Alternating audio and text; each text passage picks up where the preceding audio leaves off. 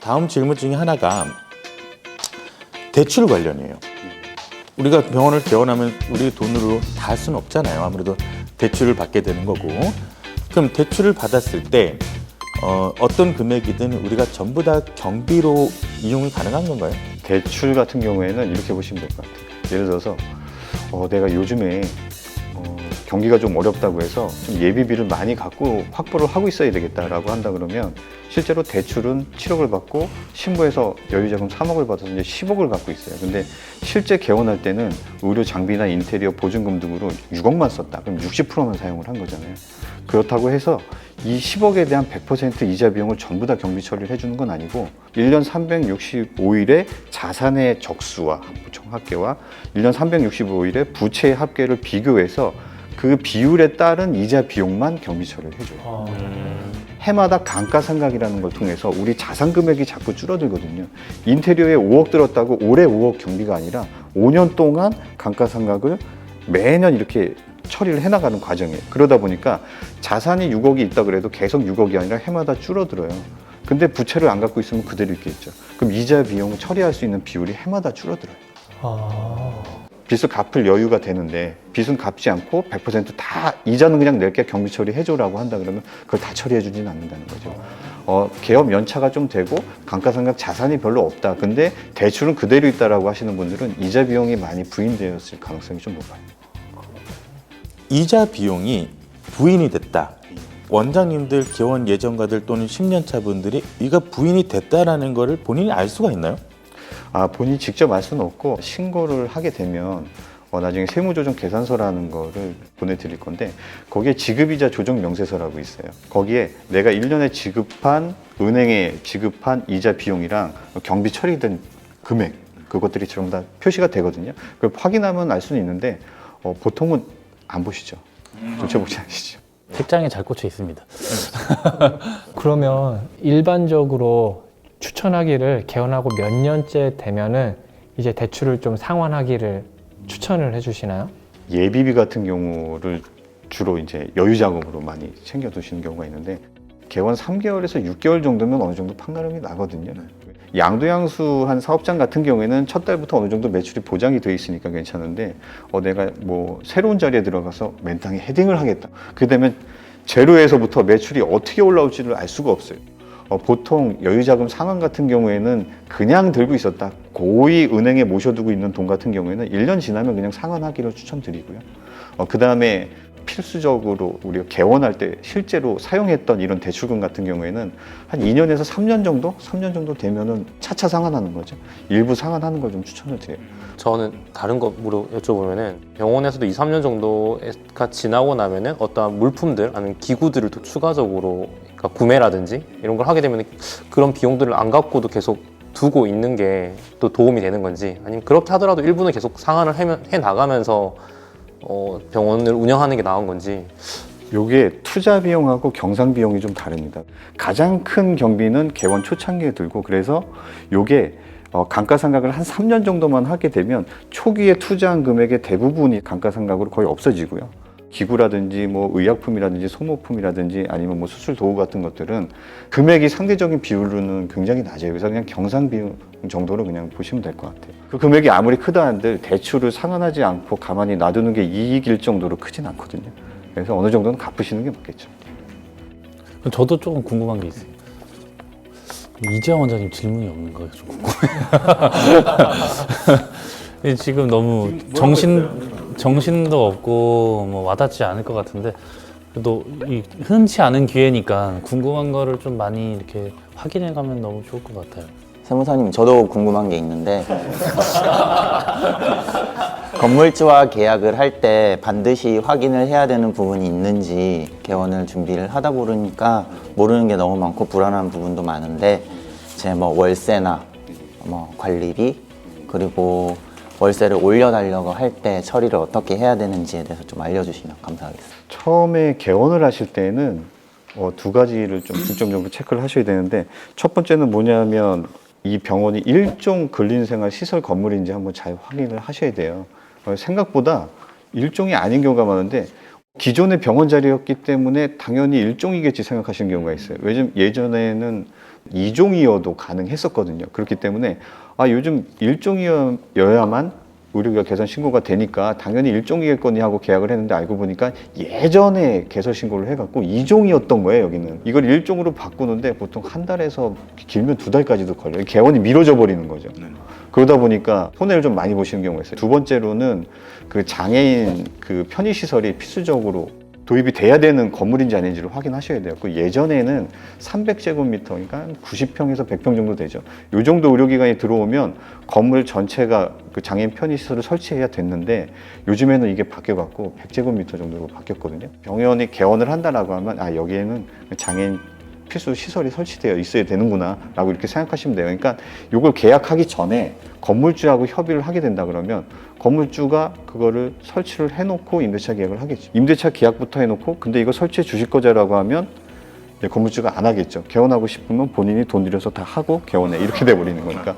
그래서 실질적으로 계약서를 써버리셨는데 원장님이 그 건물에 대한 편의시설을 원장님이 한 층만 쓰는데 다 하고 있어요. 그걸. 이런 부분들이 있기 때문에 그거는 좀 필수적으로 확인하셔야 될 것 같고, 계약서 쓰실 때 이 월세가 부가가치세 별도인지 포함인지 그거 자세히 기재를 하시는 게 좋아요. 의외로 개원하시면 한 10건 중에 한 건이 그것 때문에 좀 분쟁이 나시는 경우가 있어요. 건물주랑. 그 정도만 확인하시면 될 것 같습니다.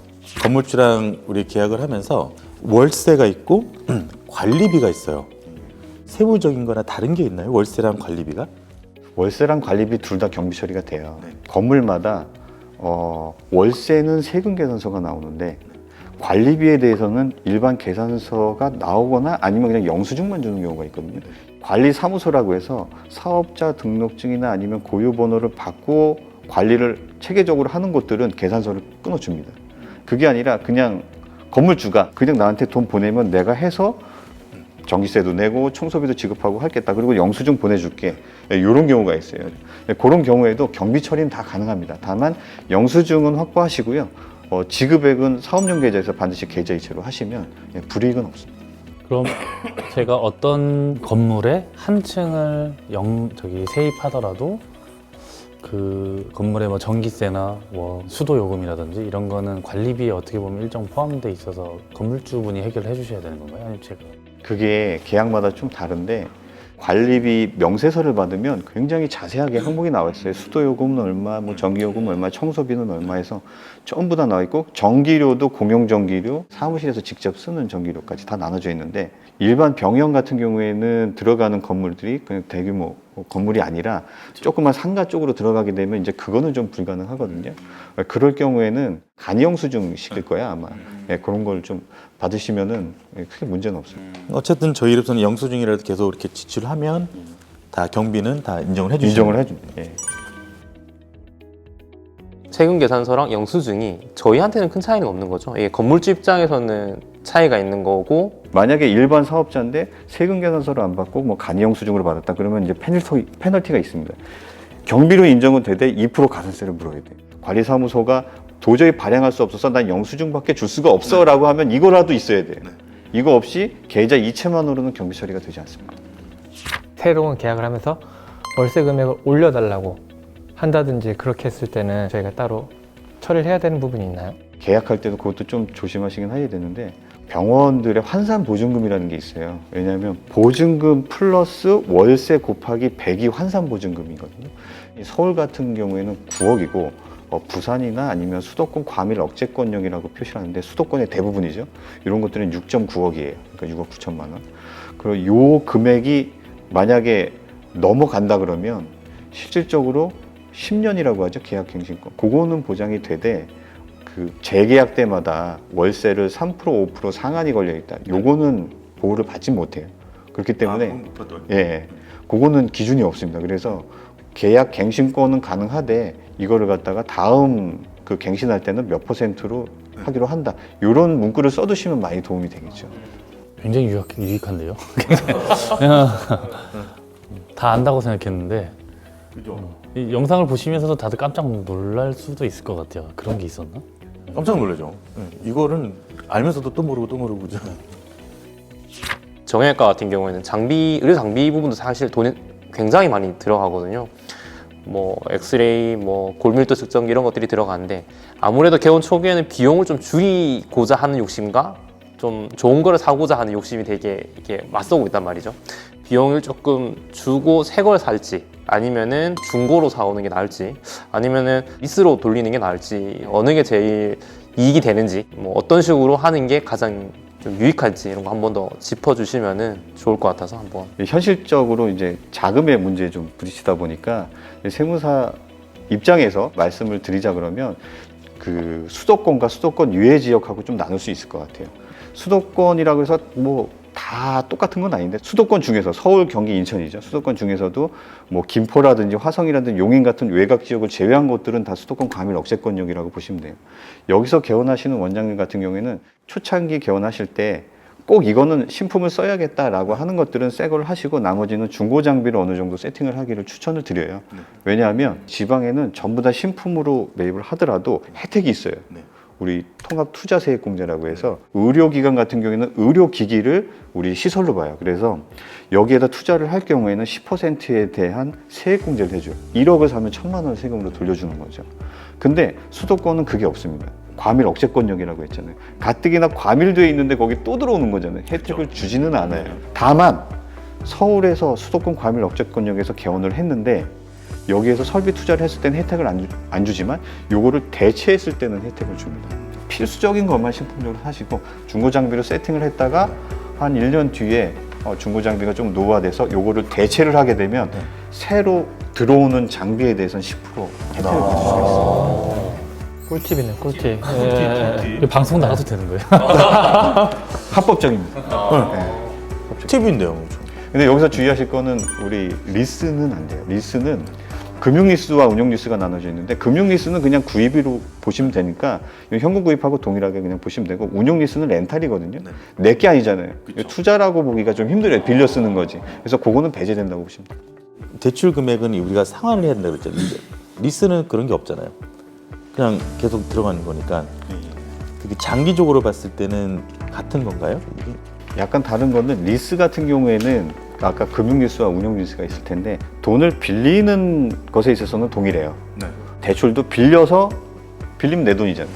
그래서 장비를 사는 것과, 리스 같은 경우에는 여기에 이제 채무가 묶여 있겠죠. 그래서 이 장비가 뭐 1억짜리라 그러면 보증금 1,000만 원만 내고 9천만 원은 뭐 5년 상환 뭐 이런 식으로 되겠죠. 이게 캐피탈을 끼고 있는 거거든요. 리스 같은 경우는 이금융권으로 봐서 내가 다른 대출이 많다 그러면 일부 신용도에 좀 영향이 있을 수 있어요. 이자율이 좀 올라간다는 그런 내용들이 있어서, 실질적으로는 저희가 추천하는 거는 대출을 받으신다면 그걸로 구입을 하시고 나중에 좀 상환하는 이런 방식을 조금 더 추천을 드리긴 하죠. 대출을 받고 구매를 한 거기 때문에 아까 10% 혜택도 받을 수 있고.